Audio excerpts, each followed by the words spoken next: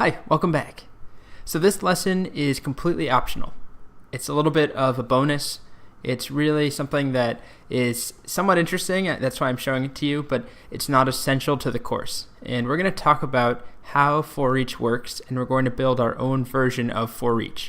So we're going to talk about how you write a function that takes a function as an argument and then executes that function inside of it.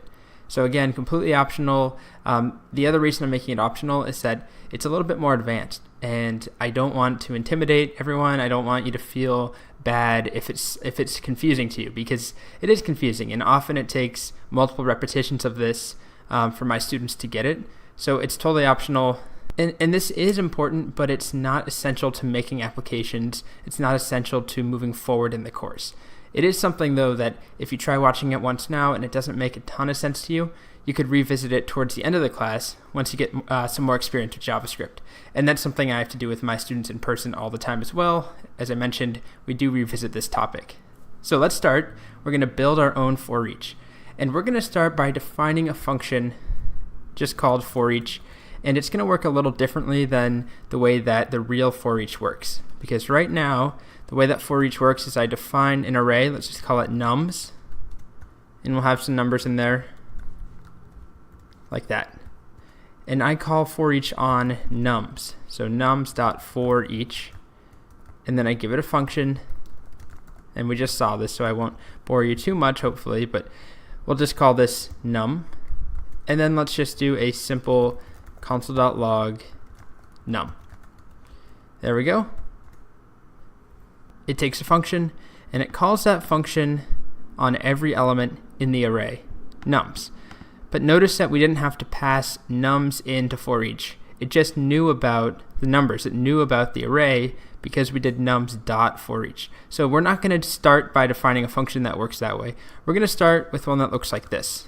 We'll call it my ForEach.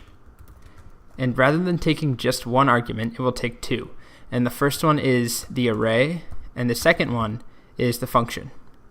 So array will be like nums, and this will be the function. So if we wanted to run the same code with nums, it would look like this. My ForEach nums, comma, and then our whole function here, which will look the same as the one up top.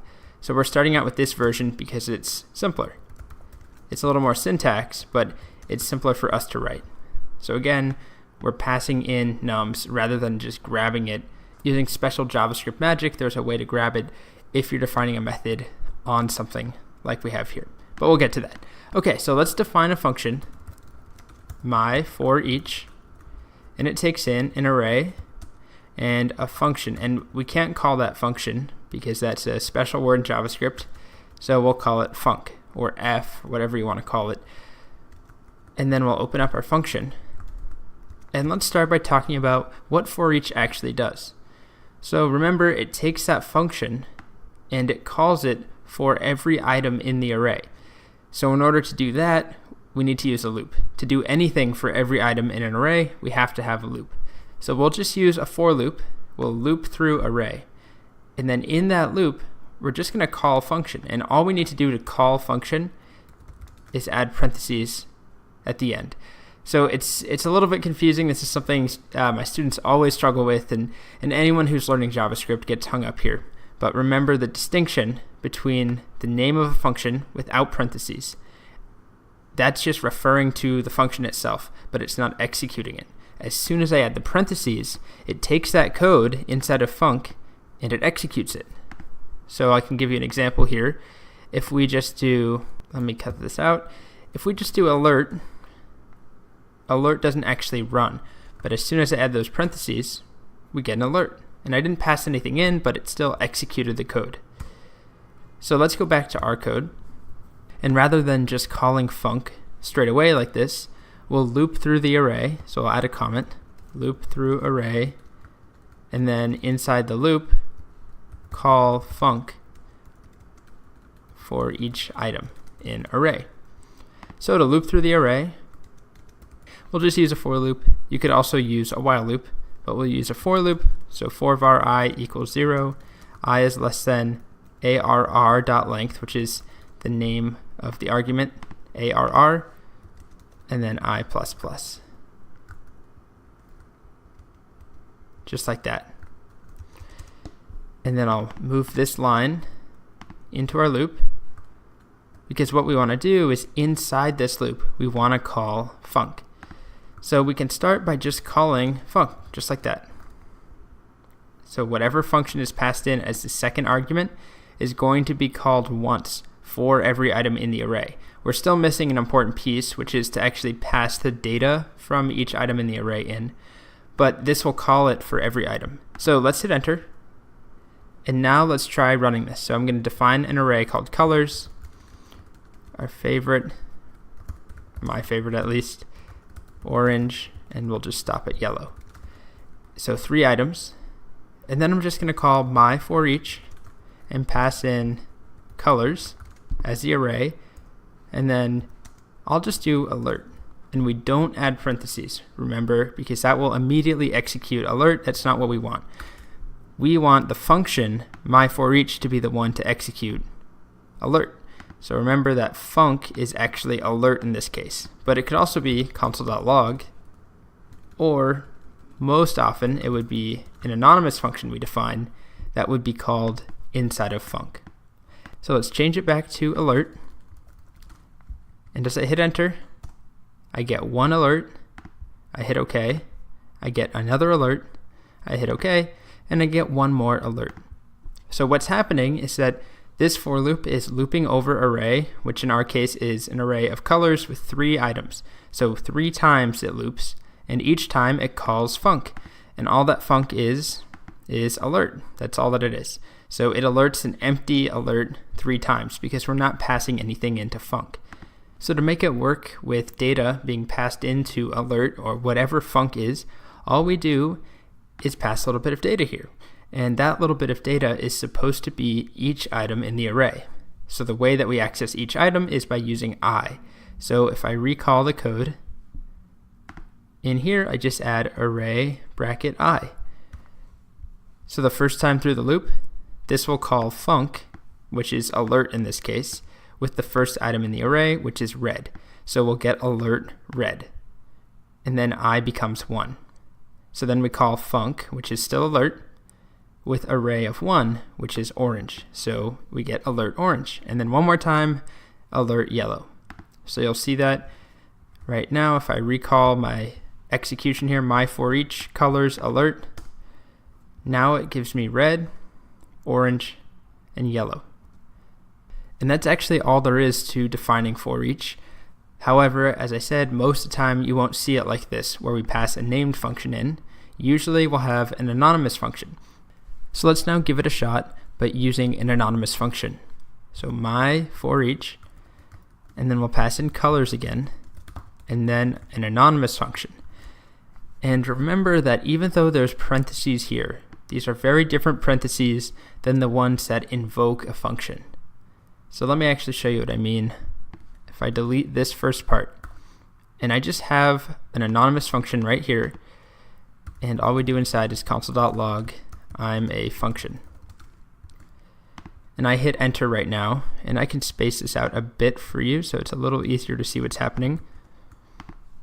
What do you think is going to happen? Well, of course that happened. Let me go back and add in the closing parenthesis for my console.log. Now what do you think is going to happen? I guess that kind of ruins the moment here. But as I hit enter, you'll see that nothing really happens. I get a value that's returned to me, a value that's sent back, but the code isn't run. I don't see console.log. And that's because this anonymous function was never invoked. Basically, it existed for a moment and now it's gone. I didn't give it a name, I didn't save it to a variable, I can never call it again unless I rewrite it. So to execute this function, I still need those parentheses afterwards. So this is a lot of syntax, it's kind of ugly in my opinion, but now if I add those parentheses, I get I'm a function. So it's the same thing when we do this. My ForEach colors, and then we pass in an anonymous function here, and let's say that this function does anything at all. Let's just say alerts hi. This function isn't being invoked right here. This is the function right here. We still need those parentheses afterwards like we have here. And that's coming from inside my ForEach, where we're adding those parentheses onto func. And func, in our case here, is the entire second argument. So if you're a little bit lost on this, don't worry. Again, this isn't crucial to the rest of the course, but try this again later at the end. So I can do something like this, where I just alert high, where I'm not actually using the data, like red, orange, and yellow. It's not that common to want to do that, but if I hit enter, you'll see I get 1 high, 2, and 3 highs. So for each item in that colors array, there are 3 items. It calls this entire function. But more often than not, what we want to do is actually make use of that color, like we're doing here, where we console.log each color. So all we have to do is accept an argument in our function. So my ForEach, and let's space this out a bit. So function, and this will be called color, but that can be anything, of course, just like any other function that we define. It can be almost anything. It does have to be a valid JavaScript name. It can't be something like function or var that are reserved or they're keywords, but anything else will work. So that's what we have here, an anonymous function that now is expecting an argument, and then we can use it inside of here. So console.log color to start. So to walk through this one more time, we loop through colors in this case. That's what array is, ARR. We loop through that. Each time through, we're calling func, which is this entire thing right here. And we're calling that and passing in the current item in that array. So we're calling this code right here, and then we're passing in red, and then orange, and then yellow. So color is equal to red or orange or yellow every time through this loop. As you can see, we get red, orange, and yellow. So that's the basic way of writing ForEach. But as I promised, I would also show you how we could add it on to an array. So we could write it like this, colors.ForEach or .myForEach, since there's already a ForEach there. We'll leave it alone, but colors.myForEach, and then we can pass in a function here. To do that, I'm going to jump a little bit ahead of myself. We haven't talked about objects yet. We haven't talked about prototypes, but I'm just going to show it to you here, and then you'll learn more about it as the course goes on. In fact, the next unit is all about objects. So what we do is we actually add a method to array.prototype. Prototype. You can never spell it. And we'll call it myForEach. And before I do that, notice the autocomplete. These are all methods that exist on the array prototype. So that's where we get all of those methods like push and pop and shift and unshift and ForEach that exist on every single array. They're defined on what's called the array prototype. And anything defined on that prototype is available, it's usable in every single array. So let's try this now. Array.prototype.myForEach is a function. And the function only takes one argument now, like we have here. It just takes func.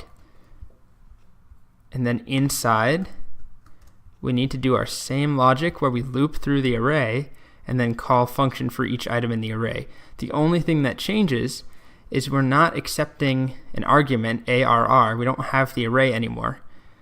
But we do have it here. It's a little bit different. We have to use the keyword this.